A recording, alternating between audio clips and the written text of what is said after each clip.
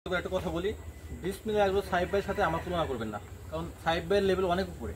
আমি খামার করি বলে আপনারা আমাকে নিয়ে যা খুশি বলেন, গালিগালাজ করেন, কিন্তু আমার ফ্যামিলিকে নিয়ে কোনো কথা বলবেন না। আসসালামু আলাইকুম প্রিয় খামারি ভাইরা। আমি খামার শুরু করার পর থেকে এবং ইউটিউবে যখন থেকে ভিডিও শুরু করছি তখন থেকেই এলাকার মানুষজন মনে করেন যে আমাকে নিয়ে অন্য লেভেলের টানা হাসা শুরু করে দিচ্ছে, অনেক আলোচনা সমালোচনা করতেছে। এটা আমার কোনো দুঃখ নাই, কিন্তু সবচেয়ে বড় দুঃখ কি জানেন, আমাকে নিয়ে অনেকে সাহেব ভাইয়ের সাথে তুলনা করতেছে। এখন সত্যি কথা হচ্ছে, সাহেব ভাই আমার মতো তরুণ সমাজের আইডল, তার সাথে আমার তুলনা যায় আসে না।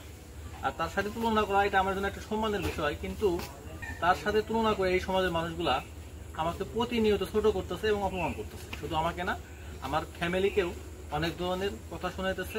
এখন মূল বিষয়টা হচ্ছে যে আমি এত পড়াশোনা করে আমি কেন গরুর খামার করলাম, আমি কেন ইউটিউবে ভিডিও বানাই, ঠিক আছে, এইগুলা নিয়ে তারা অনেক হাসাহাসি করে, ঠাট্টা টোল করে, বলে যে অমুকের ছেলে এত পড়াশোনা করে শেষে কিনা একটা গরুর খামার করছে, গরুর গোবর ফেলায় এবং ইউটিউবে ভিডিও বানায় এবং সে স্বপ্ন দেখে সাহেবের মতো হওয়ার। সাহেব ভাই অনেক বড় মাপের মানুষ, সে আমাদের জন্য একজন আইডল। তার সাথে আমি আমার নিজের তুলনা কখনোই করি না। এখন কথা হচ্ছে যে ভাই, আমি পড়াশোনা শেষ করে আমার কাছে ভালো লাগছে দেখে আমি এগ্রো সাইটে আছি।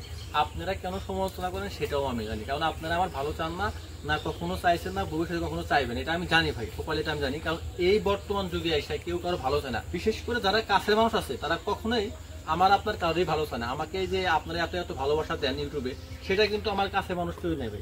আমার এলাকার সাকিম আমার মনে করেন যে 5 জন সাবস্ক্রাইবার নাই, এই যে আমার 51,000 যে সাবস্ক্রাইবার, এটা কি আমার গ্রামের, আমার আশেপাশে কারো?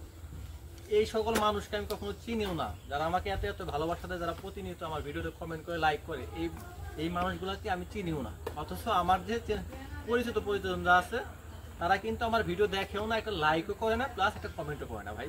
তো এরা সমালোচনা করলে আমার কিছু যায় আসে না। এখন সত্যি কথা হচ্ছে ভাই, আমি আমার যেটা ভালো লাগে ওই কাজটা আমি করতেছি। আপনারা সমালোচনা করেন, করতেছেন, সমস্যা নেই। আমি আপনাদেরকে একটা কথা বলবো যে আপনারা যতই সমালোচনা করেন, আমি কারো কথা শুনি না। আমি একমাত্র উপরওয়ালাকেই ভয় পাই, তাছাড়া দ্বিতীয় কাউকে ভয় পাই না।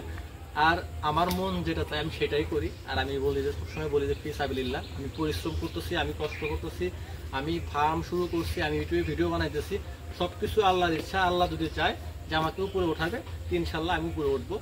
আর তিনি যদি না চায়, তাহলে যেটা কপালে থাকবে সেটাই হবে। আপনাদের সমালোচনায় আমার কোনো কিছু যায় আসে না। আমার কয়েকটা ভিডিওতে অনেকে এসে নেগেটিভ কমেন্ট করে, আমাকে গালিগালাজ করেন, ঠিক আছে। তো আমি জানি যে এইগুলো আমার পরিচিত মানুষগুলাই, তাদেরকে আমি একসময় অনেক ভালোবাসতাম, তারাই কিনে এসে আইডেন্টিটি চেঞ্জ করে এসে আমার কমেন্টে বাজে মন্তব্য করে, যাতে আমি ডিমোটিভেট হই।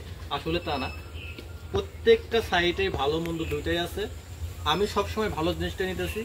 আর যে সকল ভাইরা আমাকে অনেক দূর থেকে ভালোবাসতেছেন বা ভালোবাসা দিতেছেন, যাদেরকে আমি কখনো চিনি নাই, দেখি নাই, যারা আমাকে ভালোবাসতেছেন, তাদের প্রতি আমার মন থেকে ভালোবাসা। আশা করি সবসময় এইভাবে আমাকে সাপোর্ট দেবেন, আমার পাশে থাকবেন। আপনাদের ভালোবাসায় আমার কাম্য। আমার পরিচিত যেগুলো আছে তাদের ভালোবাসা আমার চাই না ভাই, কারণ এরা হচ্ছে স্বার্থপর। কাছের মানুষগুলো বলতে স্বার্থপর, কারণ এরা আপনাকে ফেসবুকে একটা রিয়াক্ট পর্যন্ত স্বার্থ ছাড়া দেবে না। আপনাকে যদি কেউ ফেসবুকে একটা লাভ রিয়াক্ট দেয়, আপনার ধরতে হবে যে ওইখানে স্বার্থ আছে, কারণ স্বার্থ ছাড়া কেউ লাভ রিয়াক্ট দেয় না ভাই। সবাই ভালো থাকবেন, সুস্থ থাকবেন। আসসালামু আলাইকুম ওয়া রাহমাতুল্লাহি ওয়া বারাকাতুহু। জাযাকাল্লাহু খাইরান।